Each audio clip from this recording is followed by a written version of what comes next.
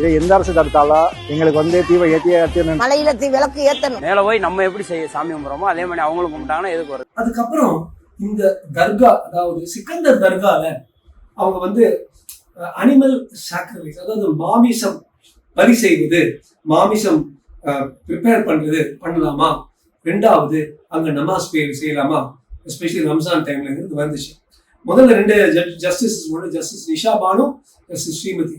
நிஷா பானு சொல்லியிருந்தாங்க பண்ணலாம், தர்காவுக்கு வந்து பிரேயர்ஸும் பண்ணலாம், மாமிசமும் செய்யலாம். ஜஸ்டிஸ் ஸ்ரீமதி பண்ண வேணாம்னு சொன்னாங்க. அந்த ஒவ்வொருத்தரும் தரவுக்கு போனாங்க. அதை பத்தின நம்ம ட்ரபிள் பண்ணிக்க வேணாம். மோஸ்ட் இம்பார்ட்டன்ட் திங், லட்சக்கணக்கானவர்கள் இஸ்லாமிய பிரதர்ஸ் சிஸ்டர்ஸ் வந்து இங்க வருஷம் அவங்க வந்து தர்காவுக்கு வராங்கன்னு சொன்னது வக்ஃப் போர்டும், போலீஸும், கலெக்டரும், கமிஷனரும், ஜஸ்டிஸ் நிஷா பானு ஒத்துக்கிட்டாங்க. ஆனா ஜஸ்டிஸ் ஸ்ரீமதி என்ன பண்ணாங்க, 2023 தரவு பார்த்தா 113 பேர் வந்திருந்தாங்க. அந்த 113 பேர்ல 13-14 பேர் ஐ திங்க் மாமிசம் சாப்பிட்டாங்க.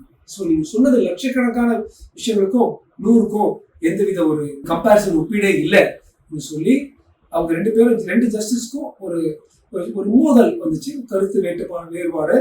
அப்ப மூணாவது ஜஸ்டிஸ் விஜயகுமார்ங்கிறது இவருடைய, அதாவது ஜஸ்டிஸ் ஸ்ரீமதியுடைய வாதங்களோட அவரும் ஒத்துக்கிட்டாரு.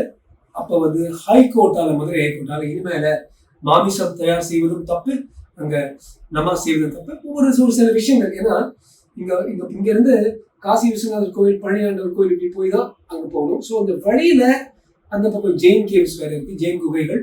வழியில வந்து இது மாதிரி மாமிசம் எல்லாம் கொடுக்கும்போது ஒரு தர்மத்துடைய உணர்வுகளை வந்து அது தீண்டுதுங்கிற ஒரு வாதம் இருந்துச்சு.